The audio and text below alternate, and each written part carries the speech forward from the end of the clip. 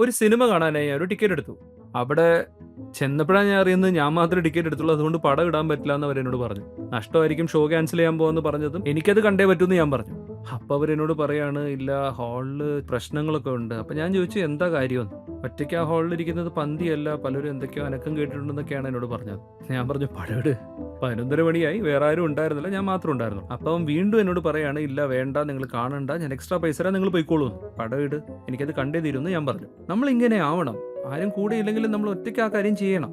അതല്ലാതെ ഓരോ ചെറിയ ചെറിയ കാര്യവും കൂട്ടാളിയില്ലാതെ ചെയ്യില്ലെന്ന് നിർബന്ധം പിടിക്കരുത്. ചില ആളുകളുണ്ട്, ടോയ്ലറ്റിൽ പോകാൻ പോലും 3-4 പേരോട് ചോദിക്കും കൂടെ വരുന്നുവെന്ന്. ഇവർക്ക് എല്ലാത്തിനും കൂട്ട് വേണം. താഴെ പോയി കുറച്ച് വെള്ളം കുടിക്കാൻ പോലും 2 പേരെ കൂട്ടിയിട്ടേ പോവുള്ളൂ. ഓഫീസിന്റെ താഴത്തെ നിലയിലെ ക്യാൻറ്റീനിൽ പോയി ദോശ കഴിക്കണമെങ്കിൽ 3 പേരുണ്ടെങ്കിലേ അവൻ പോയി കഴിക്കുള്ളൂ. റെസ്റ്റോറൻറ്റിലോ കഫേയിലോ ഉള്ള ടേബിളിൽ പോയി ഒറ്റയ്ക്ക് ഇരിക്കാനും നമ്മൾ പഠിക്കണം. നമ്മൾ ഒരിക്കലും ഒറ്റയ്ക്ക് ചെയ്യരുതെന്ന് വിചാരിച്ച കാര്യങ്ങൾ ഒറ്റയ്ക്ക് ചെയ്ത് നോക്കണം.